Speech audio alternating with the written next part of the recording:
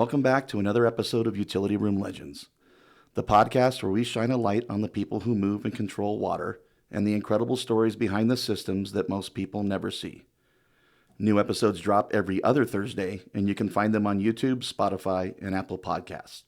Also, if you haven't yet, swing by utilityroomlegends.com for episode links, podcast updates, and a place to throw your hat in the ring if you'd like to be a future guest. Now, today's guest is what you would call a utility room legend, maybe even utility room royalty. Chris Keffer is the Vice President of EBAA Iron Sales, but his story runs much deeper than a title. He is the grandson of Earl C. Bradley, the legendary founder of EBAA Iron, who left behind not just a business, but a movement. Earl didn't just build products. He built the joint restraint industry itself, inventing and patenting the original Mega-Lug mechanical joint restraint, a product that has transformed water infrastructure and has since become a standard across the United States. Chris grew up around this legacy, and today, he's helping shape its future. But make no mistake, Chris isn't just riding the wave. His career spans work in public policy, infrastructure advocacy, business leadership, and even film production. He's held roles as the president of the Iron Group, vice president at Vortex Infrastructure, a partner at Maverick Strategy Group, and more. And if that sounds like a lot, wait until you hear the stories behind it. In this episode, Chris talks about the early influence of his grandfather, why legacy matters more than ever, and what it's like stepping into and helping expand one of the most respected family names and manufacturers in the waterworks industry. We also get into some fun territory, from tattoos on water operators to the delicate dance between innovation and regulation, to his take on how storytelling, yes, even through filmmaking, plays a role in how we advocate for infrastructure in today's world. He's got humor, he's got heart, and history on his side. This is exactly why we call it Utility Room Legends. Not because we're chasing myths, but because people like Chris remind us that real legends leave a legacy of action, innovation, and doing things the right way. Let's get into it. No, it's been, we talked about it like a year ago at ACE. Yeah. And that's why I kept pushing you. You're probably like, man, this guy's he's really going to do it. And you did it. And here we are, sitting here. There's not many waterworks facilities you go into have a podcast studio. No. It's pretty nice. I wish I could take credit for this. I really, it all has to go to Sky, because I'm the kind of guy that I'm like squirrel going. Well, you could take credit for it, but this is going to be recorded and people are going to hear it, so you got to give credit for credit's due. Yeah. When she knows, Sky does a lot of things for me like that, because I'm like, I go all over the place, but she's like, sometimes she'll be like, okay, if we're going to make that one happen. So then she's just like, deadline date, like I need some potential guests, and I'm just like, okay. And you couldn't find anyone, so you got me. No, I had you on the top. You're already on that list.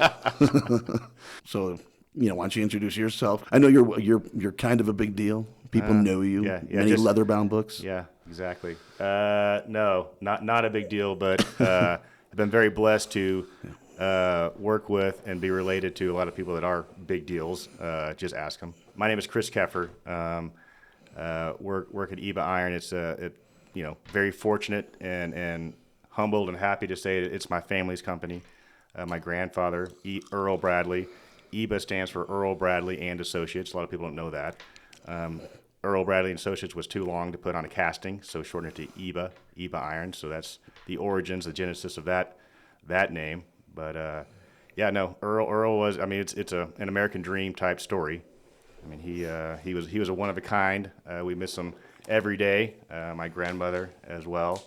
We've done our best to carry on the legacy and the quality and just protect the name that is EBAA Iron. And it's a daily battle. We take it very seriously. But it's started as in the very beginning. He my grandfather worked for Tyler Pipe. Okay. For a long time, was a national sales manager for Tyler Pipe. My mom actually grew up mostly in Tyler for a good portion of her life. Yeah. Ended up finishing high school and whatnot in the Metroplex and Richardson area. But yeah, he worked for Tyler. I don't know. There's some parts I don't know all the details of, but he left Tyler, took a job up in upstate New York. Was there for a little bit, not too long of a time. Figured out whatever happened there, that ended. I'm sure there's stories behind that as well. Right. I'm not really sure all the details of that, but yeah, decided to move back to Texas, and being, in his 50s or so, Tyler, I think the original plan was move back, get his old job back at Tyler. Tyler kind of moved on a little bit, and that wasn't available. So here he was, had, married with 4 kids, couldn't find a job. And, my grandfather, we call him Papa, him being who he was, figured it out. And he came across, with just the relationships in the industry, again, going back to relationships, kind of came on to the need for, set screw glands and things of that nature. Yeah. And so he started as a one-man show. I mean, he would drill and tap his own glands. And if you go on our website, there is a video of him kind of going through the origins of it, and just kind of grew it from there. And then that the original foundry was in Frisco, Texas. Okay. Which if you know Frisco, that's where the Dallas Cowboys are headquartered now. It's the star, very affluent area of the Metroplex. Right. Back then it was just a bunch of pastures, but he could tell that was growing and going in that direction. And as he says, foundries don't like neighbors and neighbors don't like foundries. That's right. Yeah. So he found a kind of old shuttered electric power plant in Eastland, Texas, which is about an hour and a half west of the Metroplex, and acquired that, bought that. The original foundry out in Eastland was kind of just had to be built around the existing old infrastructure that was there. So it wasn't the perfect place to have a foundry. And that wasn't like a metal. It wasn't a pouring. It was. You said it was at the time. Oh no, it was just electric generation. Okay. So it had a lake, had all the infrastructure. Right. So it was not a foundry. It was not ever meant to be a foundry. A ferrous metal foundry. Exactly. Made that work, and obviously just grew from there. In the early '80s. Came across was actually a Japanese product, a mechanical joint restraint, wedge action joint restraint. Got his hands on that, really kind of cashed in all of his chips on that, and acquired that patent and made some modifications to it. Came up with the name Mega-Lug, and back that was a revolutionary way to restrain pipe.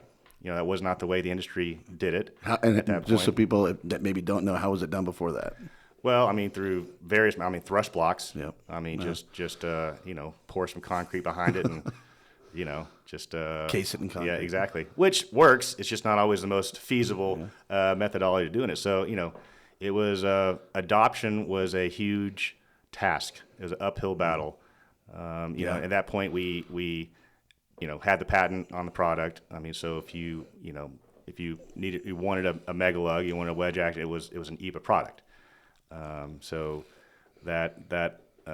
which talking about, some inflection points in our company, the patent expired in the 90s. And so it there is definitely much more competition now, but it's the market for that product is so much bigger. That was a market that we created. Yeah. And very, very proud of it. We do our best to protect that market.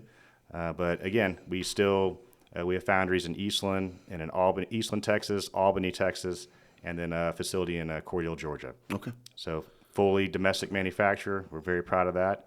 We protect that as well, and all that goes along with that. And so, that's kind of, and then my father, my uncles, so it's a family business. Yeah, I can relate a little bit. Yeah. But and there's legacy and there's pride, and then you got. Oh yeah, and all the family dynamics too. Yeah, that's the fun it's part. fun. It's fun. Yeah, we don't deal with investors. We just deal with each other, and it's. But I wouldn't have it any other way. No, and I wish that's one thing because I started in 2013, January 2nd was my first day in this industry. Before that day, if you asked me where water came from, I would have told you the faucet. But I didn't. I wasn't even sure if I'd like it. But unfortunately, that's one thing I regret sad that I never got to meet Earl Bradley. Yeah, he was one of a kind. But so are his kids. Yeah, both of them. We've carried all these legacies down. Yeah, that's what I tell people when we go through and working with engineers, represent EBAA Iron, just familiar with EBAA Iron, and sometimes some people raise their hands and who does Mega-Lug, and I'll tell them what EBAA Iron is, 100% poured and made in the U.S. They're damn proud of it, and they should be, and they'll remind you of it. Yep. Yep.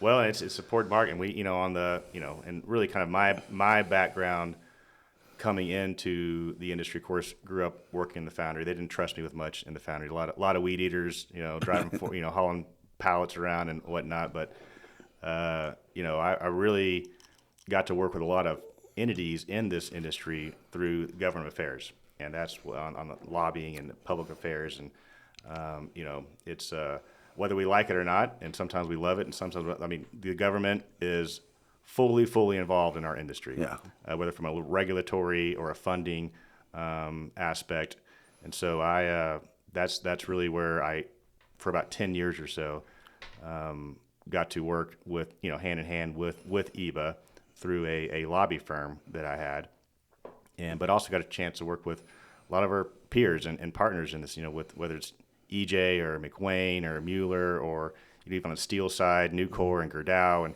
so it was a lot of some of us were competitors in the market, sure, in some aspects, or sometimes direct competitors, but on the federal, on the regulatory side, on the funding side, we were certainly joined at the hip and partnered together, and so spending a lot of time in D.C., spending a lot of time with state legislatures over the years, really got to learn the industry through a kind of a different lens, and obviously working with all of our sales reps and manufacturing and whatnot. But yeah, it was an interesting way to really kind of get into the industry.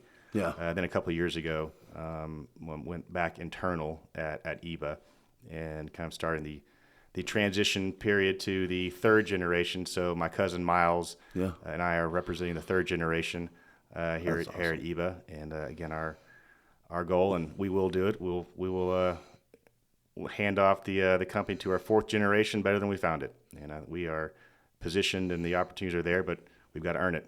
We've got to go get it. Yeah, that's awesome. That's awesome. And right, and currently, how many kids do you have? Just to make sure we got a fourth generation coming. Yeah, well, it's I have a almost 17 and almost 14-year-old. So oldest is a girl, Brooklyn, and then Braxton, going to be 14 in August. Yeah. Does he shower yet? Because I got a 13-year-old. And that's the funny. challenge. That's the daily challenge. It's funny, we joke that I don't think he's ever seen his reflection. Like the dude will just, he's just laid back and chill, and you think once you kind of 13-ish, you start really kind of caring what you look like. But it's funny. I think that happens. So is he in high school yet? He'll be in 8th grade, going into 8th grade. See, my son's going to high school next year, and I'm starting to sense that that. I think high school, and I kind of remember.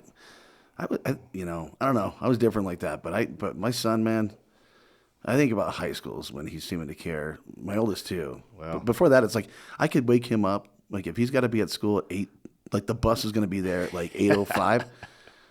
He's like not out of bed at 8:02. Yeah. And he's like watching his clock. It's weird, and then he can be out and done. Like you said, I don't think he's ever looked in the mirror. It's impressive. Literally, they go to a school where they have to wear uniforms, and sometimes certain days we got to wear a tie, and it's sometimes the shirt's button wrong and the tie's kind of sideways. Like, did you even walk past a mirror? It's just but it's who he is. Then Brooklyn, our oldest. She's typical firstborn. She is driven and into fashion. So it's amazing how different your kids can be. But very proud of them, and my wife and I actually were celebrating our 20th wedding anniversary in a week and a half. Congratulations! So it's my wife and I just hit 24 years as of May. Wow, it's not easy. No, it's not. It's not easy. No. So congratulations. It's work. It's hard work, and that's what I tell my kids. It's worth it, though. Yeah, it is. Anything worth it is. Yep. It's supposed to be hard work. It's a verb. Yeah, exactly. And it's amazing. Congratulations on your dad too, as well, right? Yeah. They just celebrated their 50th. Wow. Thankful to have that example in our lives too. Yeah, absolutely. And my son's starting. My son actually just started last week, so his first day was last Monday. Started out here at Rep Masters. Get him going. Get him going.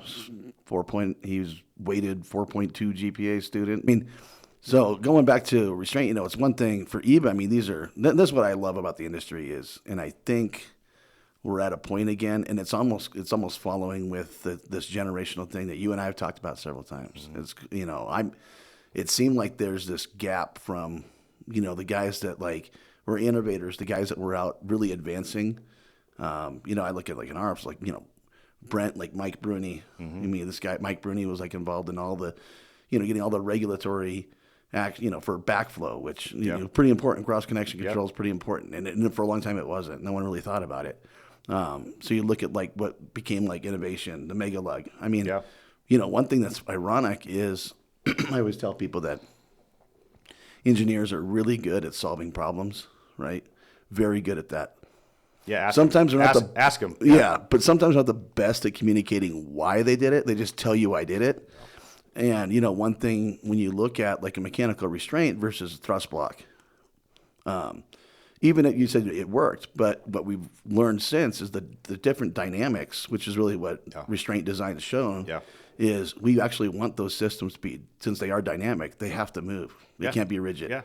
And so when you put a thrust block up against something, you're making it rigid. Two immovable objects, working against. Well, plus just the real estate underground. You don't have enough of it. Competing utilities. I mean, it's just, so it's just not feasible. So you're saying there actually is a design concept to a thrust block, like, how big it's supposed to be. Yeah, exactly. Because I always, 30, they don't even know. You see the design layout on a 12-inch, and you're right. There is not enough underground, and as utilities, the room that's there. That's why we have like offsets and bends, and because now we're going enough under existing infrastructure, or it's going to go and look at like horizontal directional drilling. We always tend to hit something that wasn't supposed to be there. That is. So there's not enough room for it, to accommodate that kind of thrust. I mean, people don't realize the amount of force, 36-inch, 36-inch line. I saw the one last week, looked at an offset, and then the first thing I did in my head was calculate the thrust.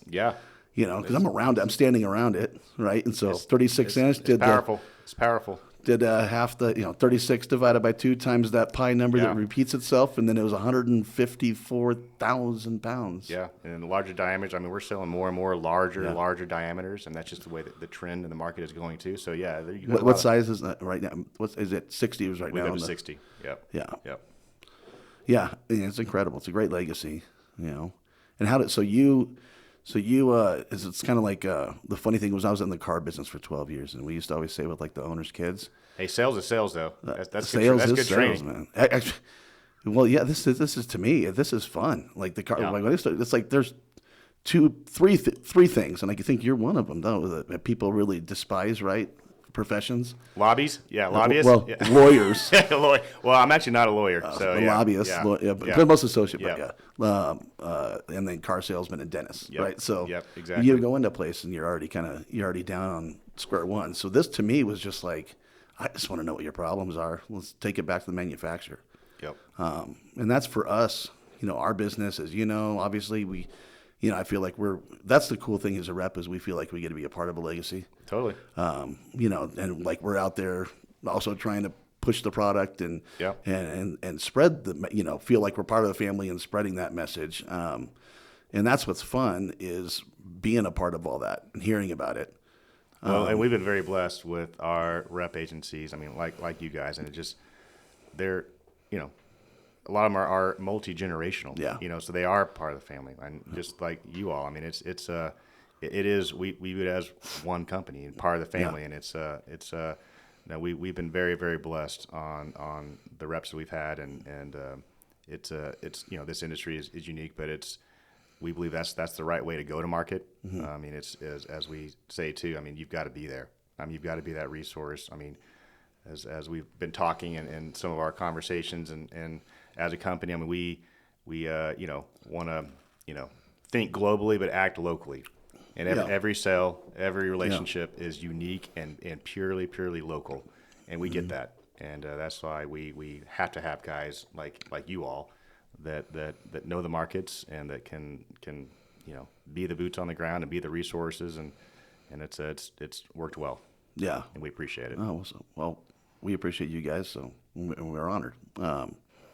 No, it's fun, and I think the best part of this industry is having the relationship. That's all this is, and then the best part of my job, like I said, is I think, manufacturer's not worth. There's no need for a manufacturer if there's not, there's no need for the product, right? Yeah. So I always tell the cities like, hey, this is your guys' system, right? Like, you give us the pain, we'll take it back. Yeah.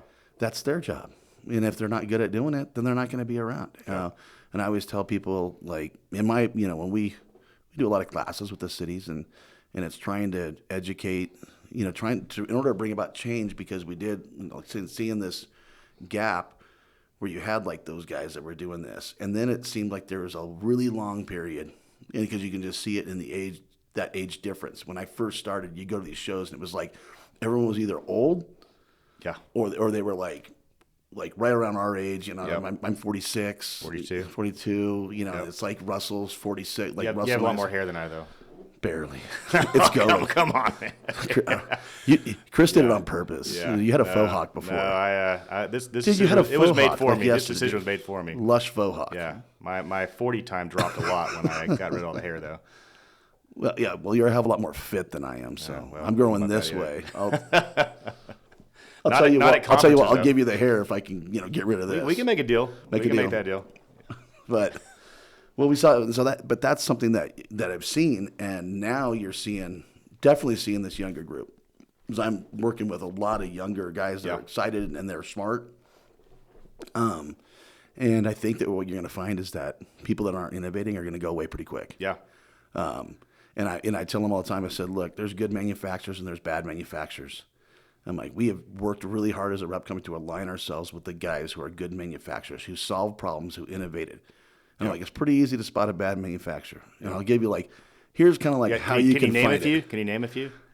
I could, but I'll tell you, here's how you spot them. We're blank and blank, and we've been in business since 19 blah blah blah blah for the last 100 and blah blah blah blah, and that's why you should do business with us. Yeah. That's why you should buy our product. Yeah, those guys are going to go away.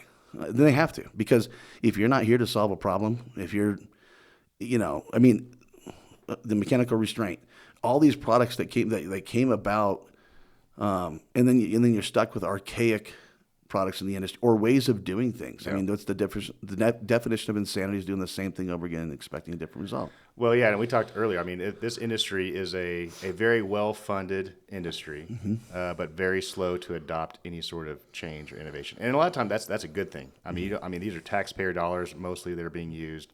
I mean, these are obviously critical infrastructure. So you don't want them the industry just grabbing every new little trend out there. So a part of it is a good thing. Yeah. This industry doesn't just have a lot of knee-jerk reactions on products and solutions.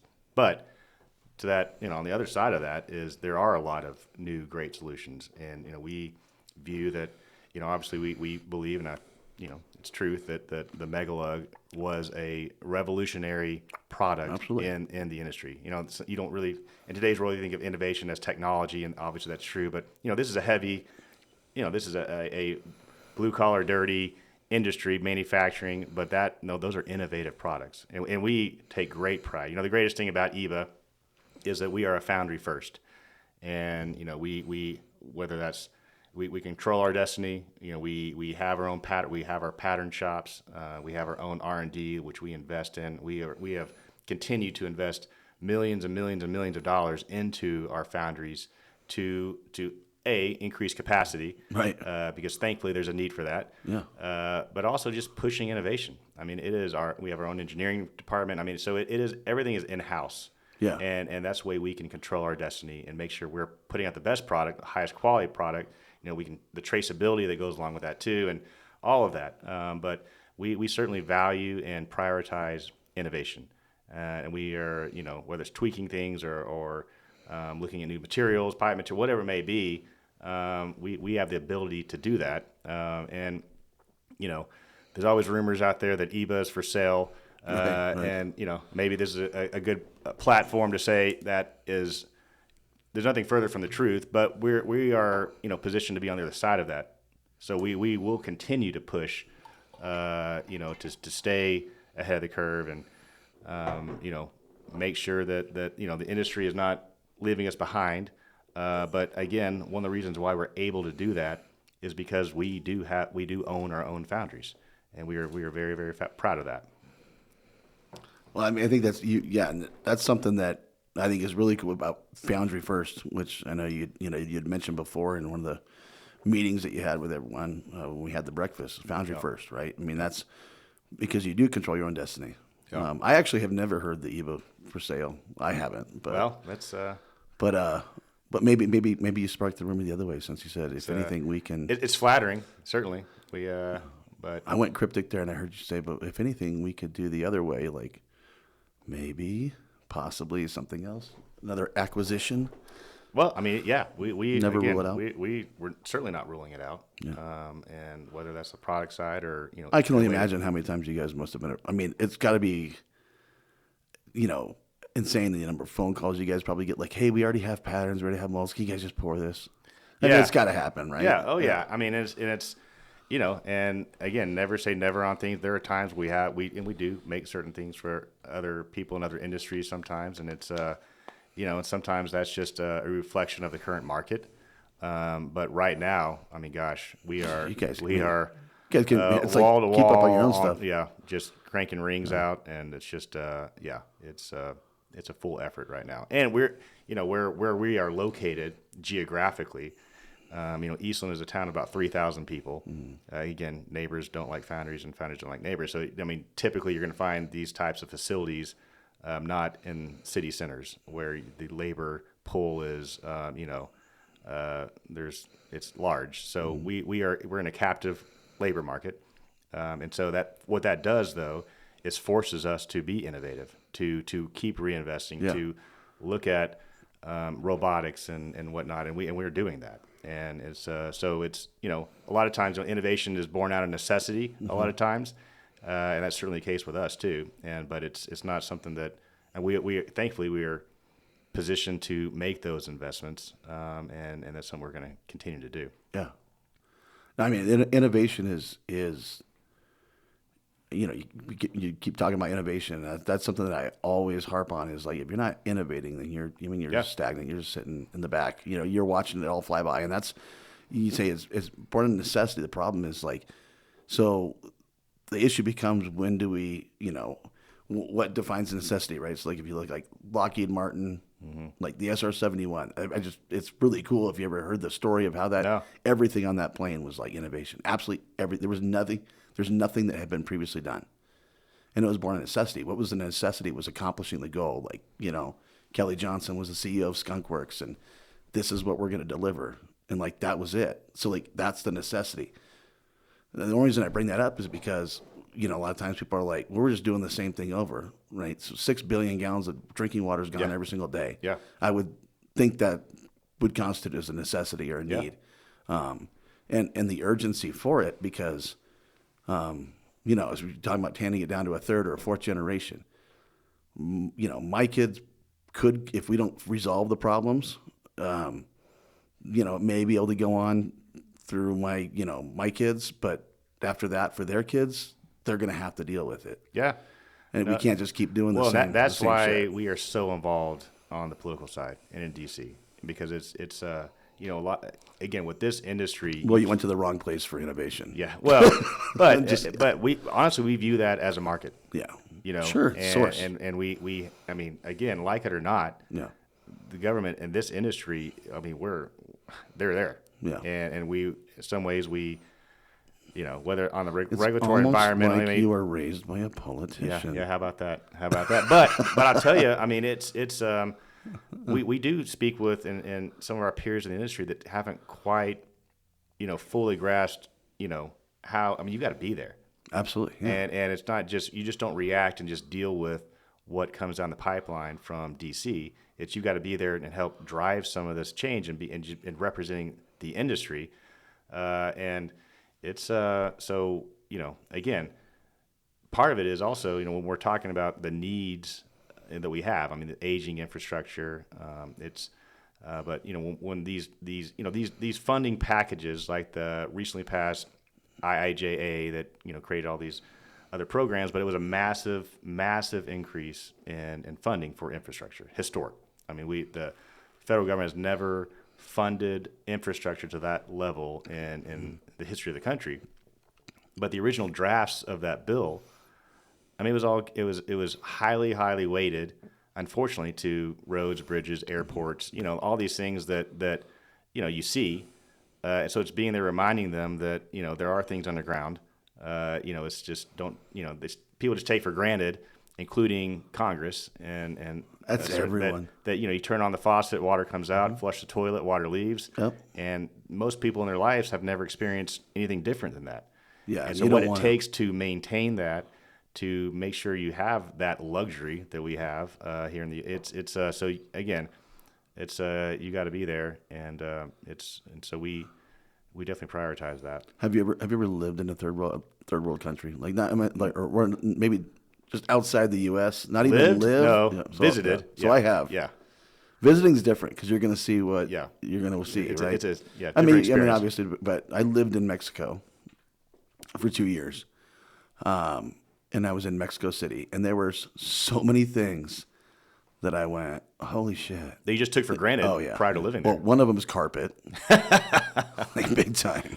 2-ply toilet paper. Yeah, when I got into Mexico City is where we arrived. We went to this place called Lomas de Chapultepec, which is like Beverly Hills. That's like say that again. Lomas de Chapultepec. All right, I like it. In a lower voice too. There you go. Yeah, Radio Romantica 92.6. But I lived. It's like their Beverly Hills, like where all the TV novelas are filmed, right? So they had we got them like this isn't bad, right? So why were you there? Why were you living there? Well, I was raised Mormon, yeah, which I'm proud. To me, of being, I'm clearly not really Mormon right now. Well, your mission was there. That was my Mormon mission. Gotcha. Yeah, so I'm the oldest of 12. I'm the oldest of 12, and 8 are adopted. And both my parents, their parents were converts. They got their door knocked on by missionaries, the guys with the bikes.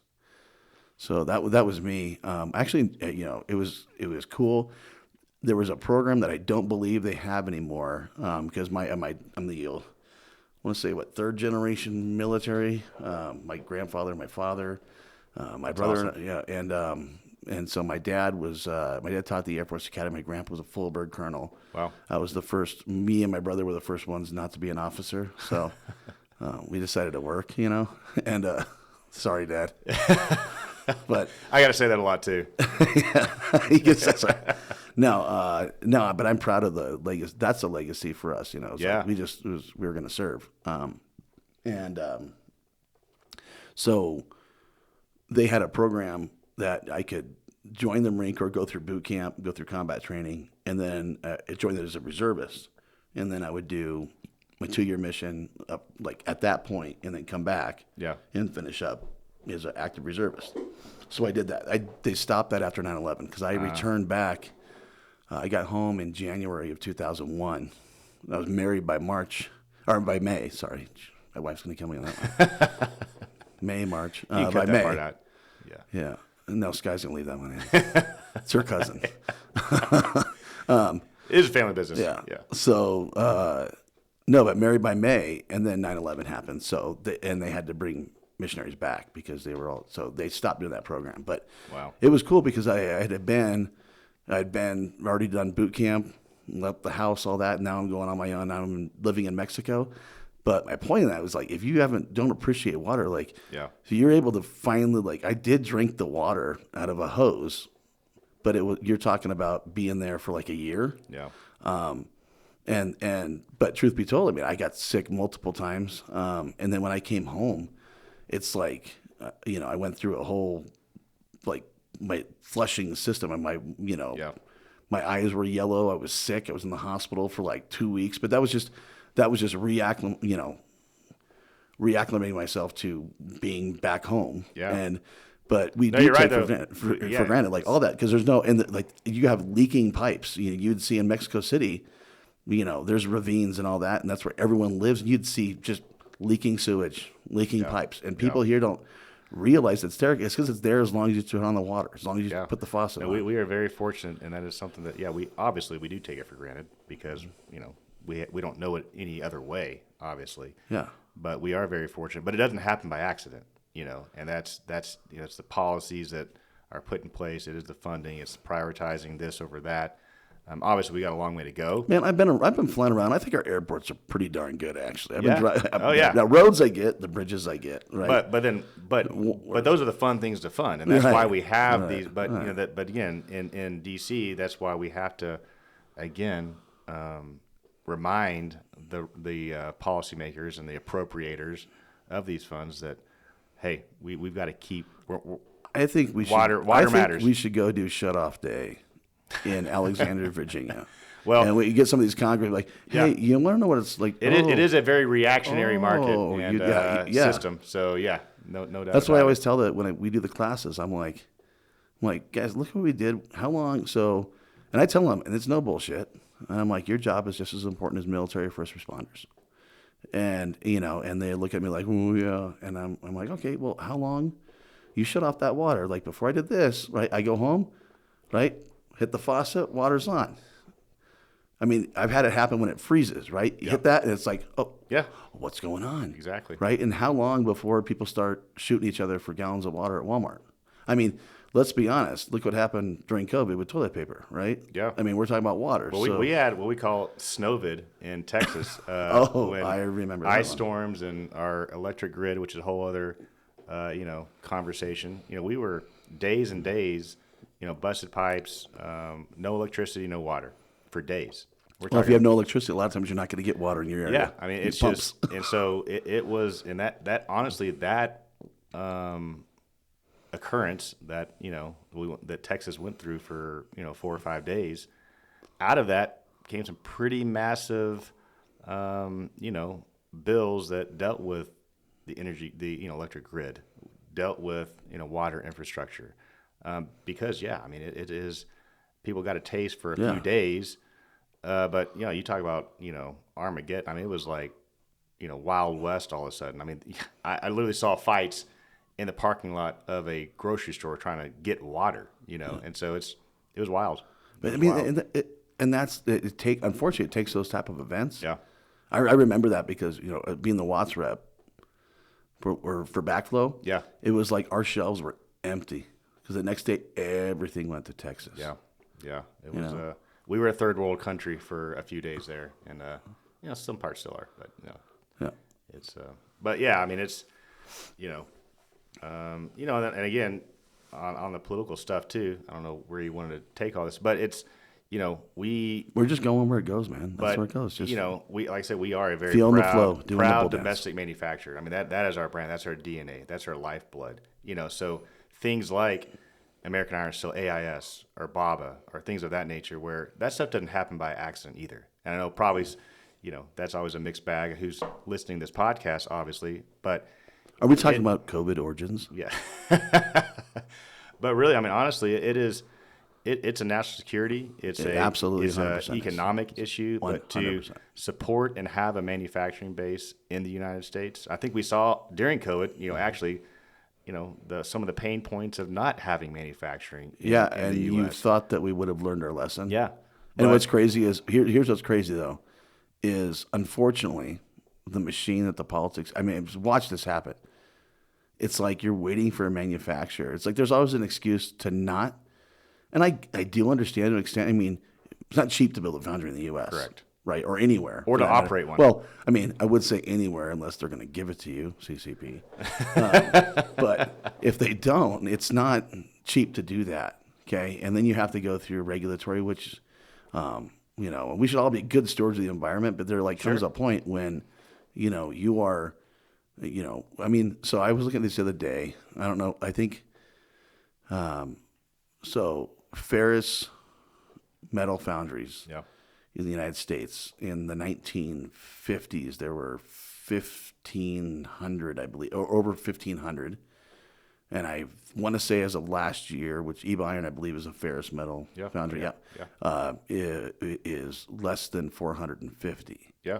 So you've completely crippled, and that's and what people don't we're realize. Talking about critical infrastructure, and you're also talking about from national security standpoint, so people don't realize in World War II. We went from Pearl Harbor, from having the world's so there were every of the Axis and the Allies that were engaged in World War II at that time, we were the smallest Navy, and we were the smallest, second smallest Army, Yeah. I believe. And then And it took a while to gear up. But here's what's crazy is in less than a year, we were the largest Navy. That doesn't happen without foundries and you had foundries turning over to do different things to support the effort. Yeah. And without But you have that, to have capacity, and and we don't. And then not to mention you have the raw materials, and we don't have that now. It is all part of it. And that's our message, and with DC and with the regulators that, we are a domestic manufacturer. We chose to stay here while others chose to leave for other mostly economic reasons.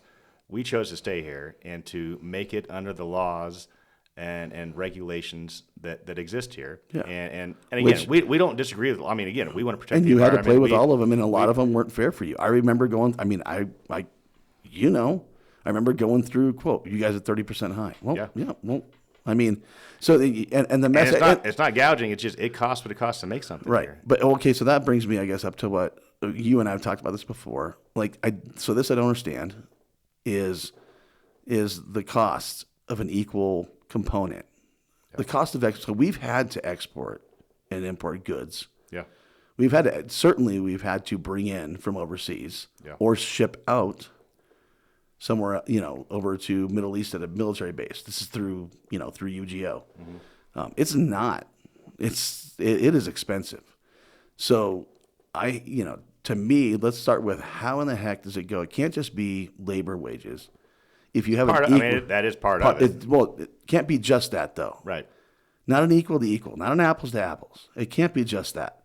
It's a big part of it.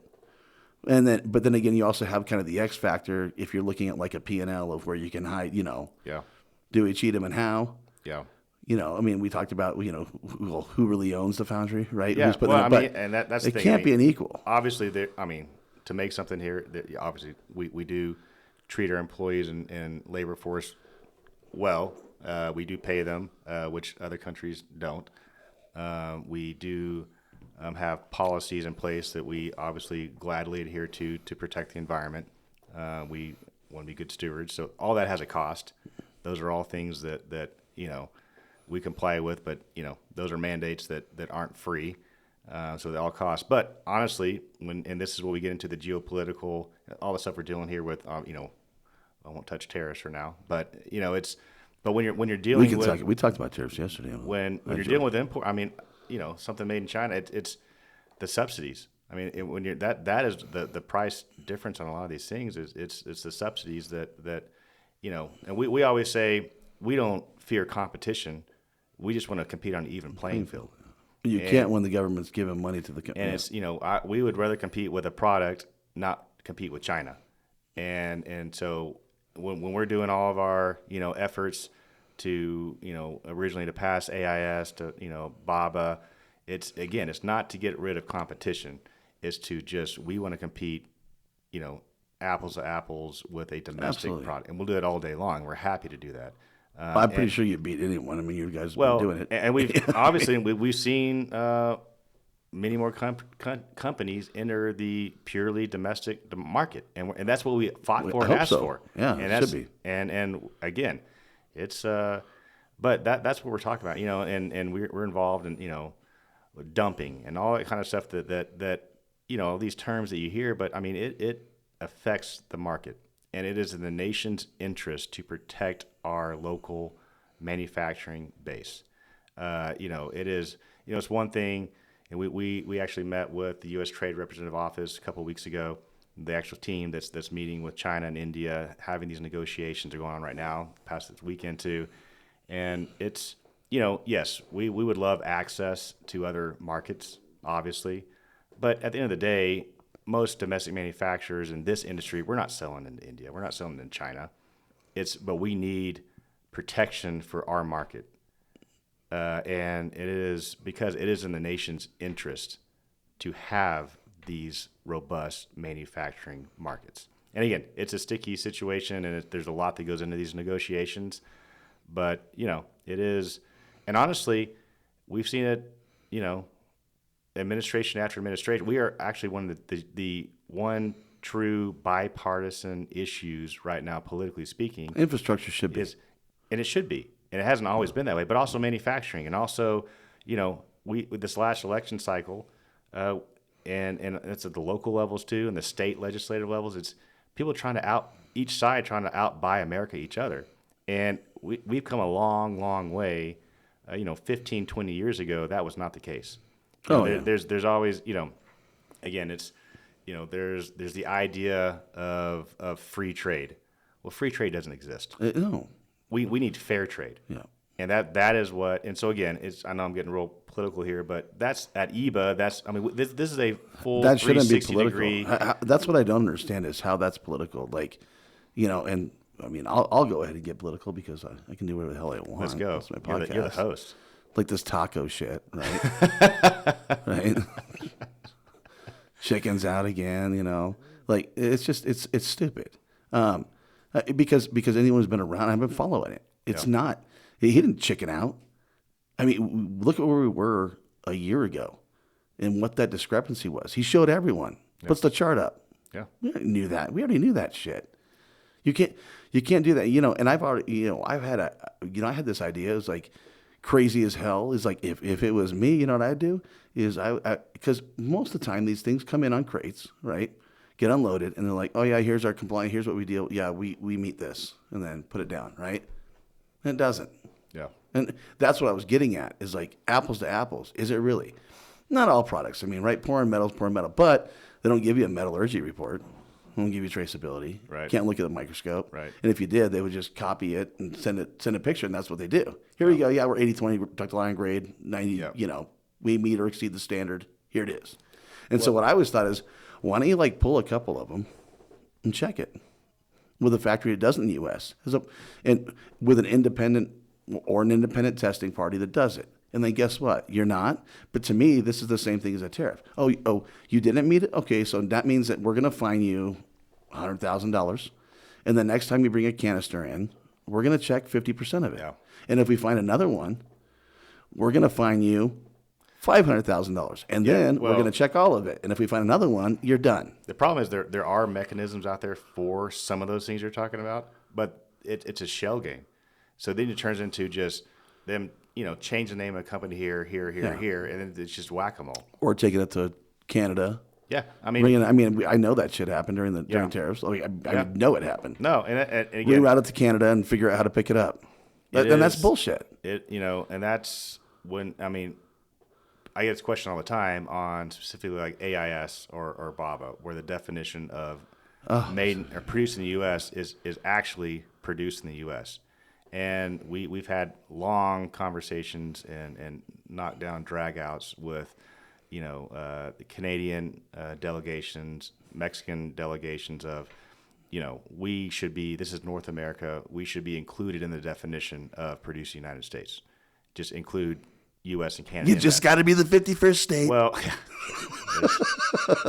and who knows? Governor Trudeau. But could be a good guy. But the problem with that is they would become a pass through. Right. And so that's what they've done. Because country of origin marking laws are different in different countries, and to really protect, if the goal of Congress, which we hope and continue to hope, is to protect and to grow the U.S. manufacturing base, every word in these definitions matter. It does. And so if you create pass-throughs that just would allow China or India or whoever just to flow products through and be included in the definition of quote-unquote produced in the United States, it would completely wipe out the entire it matters, policy. And you can't back off of that. Not to mention this, too. There's other aspects that matter. And to me, this is where, my background in the military was military intelligence. Yeah. So I always thought it was dumb. It just turns out that I freaking was ADD and interested in football and girls. Because I never... Weird. What? That's I weird. never did... Yeah, so I never did homework, but I'd ace all my tests. And then I was like, I guess I'm not dumb when I went through my Intel school. So I just didn't like doing homework. And then it had to be interesting. If it's not interesting, I'm not getting engaged. So I did... I scored in the 8.75 percentile on the ASVAB, which, people are like, well, it's some, a test for military enlisted men. But let's be honest, most people score like under 50 on those ones. But it was all patterns, so it was easy. Like, read a pattern, yeah, it's fine.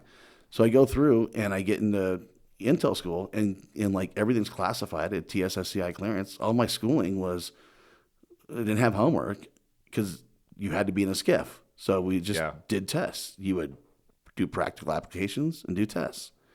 And I, scored out of that when I was the first, either the first one or the first one in years that a Marine that had, because it was an Air Force school, and that had won the AETC Commanders Award. They prided on we have Marines and Army at the school, like only Air Force airmen are gonna earn this award. And so when I won, it was a big deal. Yeah, that's awesome. But so like that, my background comes back from intelligence and one of those, which was fun, was geopolitical military theory. And this is in the 1990s, and we're studying the differences between current countries that are still remaining threats, same ones. Yeah. And basis of strategy. And what was frightening for me is the basis of strategy for China, which hasn't, it always will be, is they are the holdout, play the long game. Yeah. They're okay. It's disrupt. It's corrupt from within. It's weakened from within, and they'll play the long game. They don't care. Yeah. They really don't. And when I look at what's going on, there is so when Canada says we want to be included, it's worked out for them so far. We want to be included. Well, then maybe you can't augment a base for the CCP in Canada. Kick them out. Like, these are all things that people don't think of. They just hear like someone's a fascist, someone's a dictator, and it's the bullshit that always goes around. Like, there's real implications here for your children, for everyone else's, and it does get affected. And all those factors go in when we're meeting with these negotiation teams, dealing with trade policy. All these other factors enter into it. I mean, we again, it's Do you get to like work with Ted Cruz as well? Yeah. Oh no. We Senator, I gotta tell you. We are very fortunate to have good relationships with our Texas delegation, and it's through our groups and our time there. There are certainly all across the U.S. there are champions for our policies and our industry and our for manufacturing, whatever it is. And so there are some absolute champions in D.C. For these certain causes, but that's why these trade, quote unquote, trade negotiations are messy, because all that comes into play, and we can't ignore that either. So but we also know that domestic manufacturing is worth fighting for, and to have access to other, whether it's we have military bases all over the globe, and sometimes it's trade comes into that. I mean, it's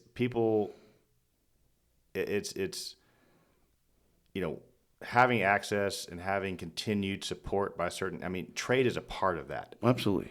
And to But people don't understand what trade really means. It all goes into that. And so, again, it's not always just a trade imbalance you have to look at. There are so many layers to these conversations and negotiations that go into just a piece of data on a screen, and we realize that. But you also, to maintain relationships, you don't have to give away domestic manufacturing. No, that's the bottom line. There are other ways. And I think that's what going back with the taco, where you're saying I'm going to get political. I'll say it that stuff. There had to have been the whole point. They're not supposed to be permanent. Like, if you're going to use them as leverage. Yeah, that's what it's there for. Yeah. But this is just typical politics. Damned if you do, damned if you don't, right? Like, so he puts the tariffs out there and then says, okay, you want to talk? Okay, well then we'll just roll it back and put a little hold there. You want to talk? Oh, you don't want to talk? We'll put it back. Yeah. But that's called negotiating. I mean, we deal with that shit all the time. And that's what it is. You know what they call that in wholesale distribution? It's a fucking rebate. Oh boy.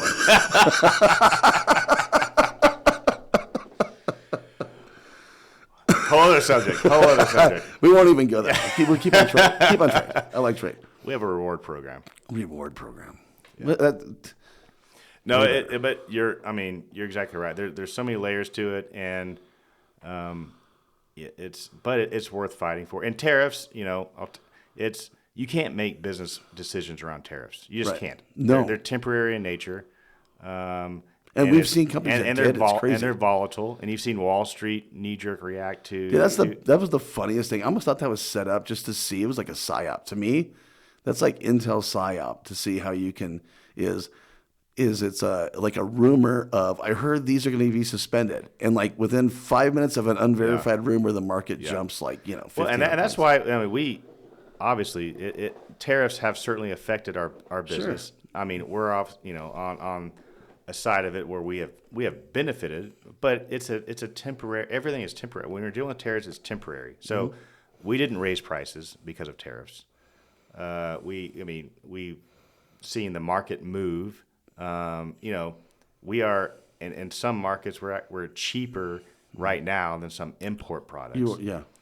But we know how this market is going to go. We know where we're not going to try to quote unquote take advantage of this window of time here to, join the crowd and raise prices because we know these are temporary. But then here's like the catch-22, right? It's like basic economics. You were a kid, right? Supply and demand, right? Demand's high, right? So by nature, if you get inundated with orders, you don't want to piss off your customers because you have loyal, valued customers, right? So you want to make sure you're able to deliver, but you get inundated with orders. Everything you've ever been taught says, right now I have to raise prices, or I can put a stop on taking orders. So you do one of the two things, and so if you raise the price, but not, then everyone says, oh, you're taking advantage of the market. Like, no, we're just doing supply and demand here right now. Like, we can't take field every single one. We've been built to take, I think. Ideally, right, you'd like to own all of as much of the domestic market as you can, and knowing that there's going to be a spot where imports can fill in because you can't supply it all. Yeah, well, it's and if you could call me because I'll build a foundry somewhere for you. It's a multi-fold situation, and these are conversations we're having daily. Obviously, we made a decision not to react and raise prices. Now, obviously. We are blessed with orders right now, but so you have one side of the building high five and we've got orders. The other side is we got to make it and ship it, and so but part of that natural swing of the market is unfortunately now we have longer lead times than I don't know if you've heard of that, but we have longer lead time. Yeah, I don't know if you've heard of that. But that's also kind of a natural correction in the market as well. And so it is, but also it's being discerning on we are prioritizing our partners in the market. And it's just these, and not everyone is going to be happy. That's the worst part of it. Like it's during tough. COVID, it was hard because it's like I remember telling customers, right, like. Yeah, they just don't want to sell it to you, right? Like, they don't want to take your money and make a profit and sell it to you. Which is harder to sell. But I mean, it's on the sales side. I mean, it's obviously we want every PO out there, obviously. But the reality is there are capacity limitations. And this is another thing we talk about all the time with DC and state legislatures who are passing domestic requirements is. It will take some time for the domestic capacity to increase. But when the investment goes in, because it's like you look at these big companies and you thought they learned during COVID, and they fucking didn't. Brent and I sat in meetings. These guys are looking at a U.S. If you're looking at a U.S. foundry right now, it's not going to happen. I mean, how long realistically does that take? Is the difference. That's the difference between an AIS permanent requirement and a tariff. That's also the difference between AIS is meaning I can put a bronze cap on top of a valve and paint it and call it AIS exempt and compliance. Because if I can do that, then why do I need a U.S. foundry? But that's a perfect example of why you don't just try to spike the ball when you score a touchdown and leave. Because there are loopholes. Someone will find loopholes in every single every requirement, every statute that is passed. So if the intent is so what's the intent? the intents to, we just talked about, so I think if we go back full circle, this whole thing, we agree that this is a national security concern, correct? Yep. We agree that we need to have U.S. manufacturing. Now, it doesn't have to be 100%. It has to be 80%, 50. Right now, I think we'll take 50, 30. But through COVID, I think we learned that has to happen. So if the intent is to really bring back U.S. manufacturing, then it's like anything in sales. You're going to manage salespeople, right? You have to incentivize the result you're trying to achieve. If the result you're trying to achieve is U.S. foundries, right? Yeah. Wouldn't it make more sense that instead of I don't know, I guess, if you actually enforce that or you don't allow, to me, there's a standard. It's like, I don't even look at EBAA Iron's products as the same way that most people look at AIS. I always tell them, the best part about dealing with EBAA, put the PO in, it's 100% AIS compliant. The crazy thing is how many distributors have to ask, is this AIS compliant? I'm like, if you go to the EBA's website, I'm pretty sure it's all over there stamped, right? Yeah. But they do because they know that what's going on and what happens. And so it's like the intent is for U.S. manufacturing. Then why don't we incentivize the companies to bring, and don't incentivize it by putting a sale out there and basically, I think what you try and do is punish, put some cost on an import good, because we know that the manufacturer is going to go, well, we're just going to wait for the next administration because this thing flips left and right every single 4 or 8 years. What you're describing is exactly why we went the direction we went with AIS. It is because, again, tariffs affect everything, public, private markets. Our argument, which I think is a good argument, is these manufacturers who chose to stay in the United States, to make it here, to comply with all the regulations, with which, again, we agree with, but it does have a dollar value to it. So all these companies that chose to stay here to comply with the regulations that were created with our tax dollars, all those projects that are funded by these same tax dollars, you should be using those tax dollars to buy products that were made in this environment. Correct. And so again, that's our whole kind of, that's the nut of it. But it has to be permanent. These regulations have to be permanent for actual growth in domestic capacity. Is there talk that they're not going to be? I think right now we're pretty established. What I'm saying is that's the difference between an AIS requirement and a tariff. Understood. Yeah. You can't. No one is going to. A tariff's doing just to try and push behavior. No one's going to invest $100 million into a facility. Correct. On a temporary tariff. Correct. And I don't think that's ever the intent of a tariff. Shouldn't be that. The intent of a tariff is to establish more fair trade policy. It's leverage. It's leverage for negotiation. Here's the funny thing is people don't understand the difference between trade and manufacturing and producing, and exporting and importing. Trade is not just trade and manufacturing are two totally different things. 100%. So 100%. You're just but when they put the two together, that's not how it is. But they're not mutually exclusive either. No, they are related. They are very hand-to-hand related. Yeah, but they're not the same exact thing. So that's why we have never gone to D.C. pushing for tariffs. Now we have benefited in certain circumstances from tariffs. I don't think anybody really wants tariffs. Should I shop at Walmart, dude? I don't want tariffs. Hey, my brother's. It's like I went to the dollar. Dude, I went to the dollar store. VP at Walmart, so we have different conversations about tariffs right now. But so he's got to be a big Bronco fan, right? If he's a senior VP at Walmart. No, he's in Arkansas. Yeah, Bentonville. But no, I'm from Manhattan. It's like I went to the dollar store. Okay, like tariffs. That took my dollar store to like $1.80. So.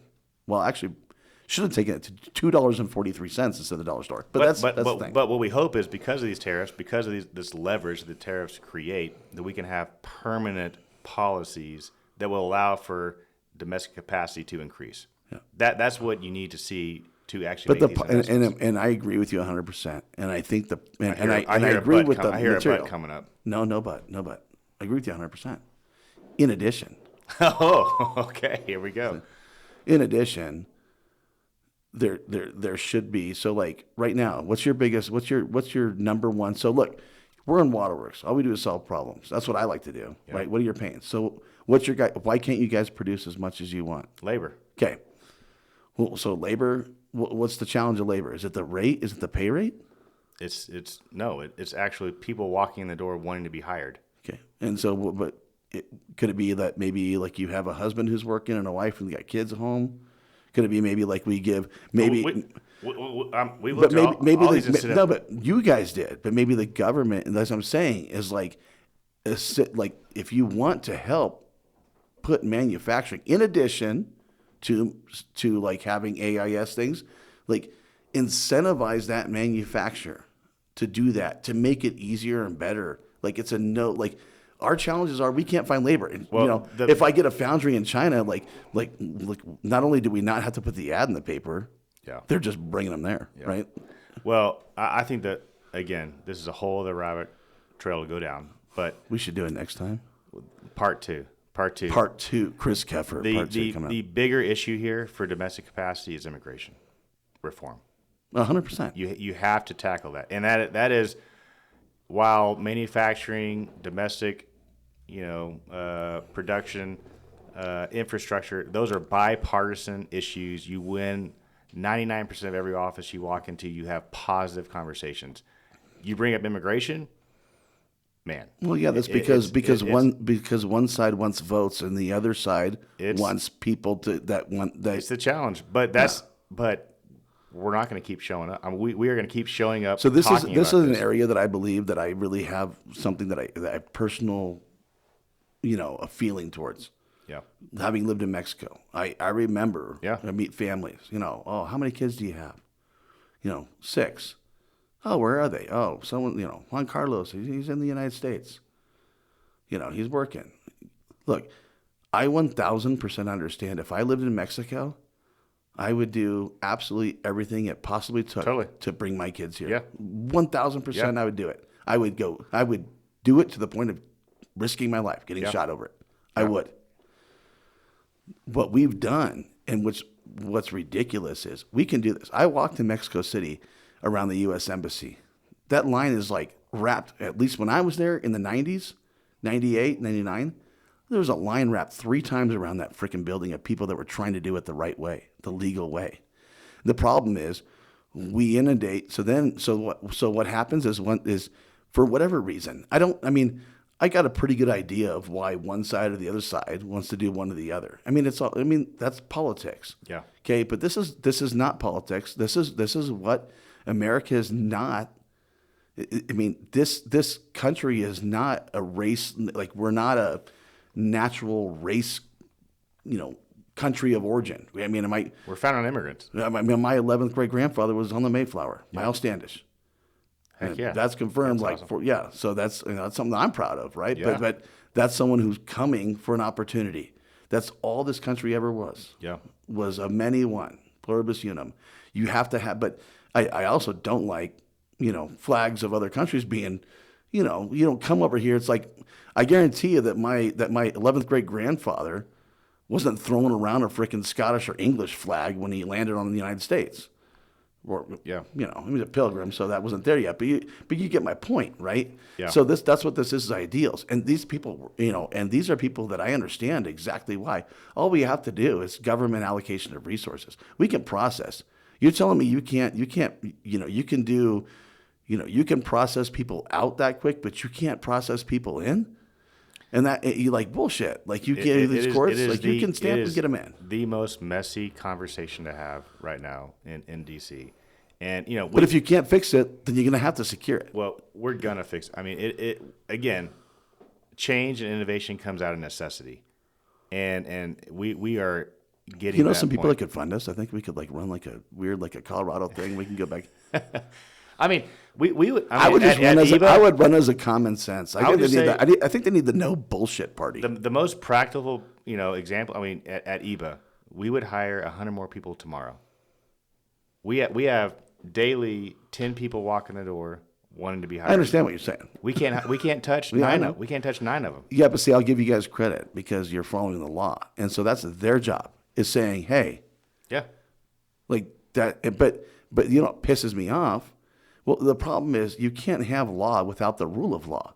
So you guys are trying to follow the law, which is admirable, when other people aren't. And I think that's my problem with a lot of this stuff. Like, you guys have, you know, at least as far as you guys always play by the rules, right? When others don't, it's kind of like, that's kind of like the deal where you sit back. I mean, my dad used to always teach me, you have integrity, right? You do things right. You work hard, right? If you do all those things, eventually you're going to win. And I think that's probably where you guys, that's probably your family's mentality. It's probably Earl Bradley. That's my mindset. Unfortunately, and you've probably seen it if you're a lobbyist in Washington, and I know I've seen it from recovering lobbyist. I've seen it from stuff in my life where, unfortunately, you there's times I question that, right? And I'm sure you have, because I know how your family is. When you see somebody who's maybe taken a little shortcut and gotten it, but I still have faith in what that is, because I do believe in karma. I believe in God, right? So that eventually you do those things, you're going to win. We sleep at night. We look ourselves in the mirror, and I mean, again, a totally different subject, but it just popped in my mind. I mean, in the thankfully rare circumstances of problem calls, of failures here and there, every time we get a call, we look ourselves in the mirror first.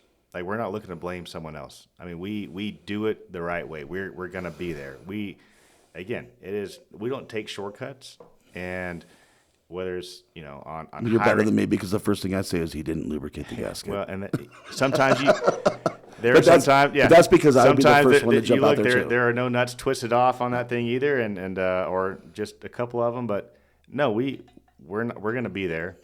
We look ourselves in the mirror first. We take it seriously on our hiring, everything. I mean, it's our brand. And again, like I said, it gets a little sappy and emotional, but we take it seriously. What my grandfather started, we are going to continue, and we are going to grow, and we're going to do it the right way. And it's you know, we say all the time too, it's sometimes past success for a company is the worst thing. Because I mean, because you forget. Well, you can't assume that it's going to continue, and we're going to continue to bust it every single day to grow this company and to do it the right way, and not just assume that because we've had past success that it's going to continue. Amen. And that goes through every single aspect of it. That's manufacturing. That is hiring the right way. That is fighting for the right things. Mm-hmm. That is when we have to draw a line in the sand to defend our brand, we're going to do it. But also just know we're not going to leave you high and dry either.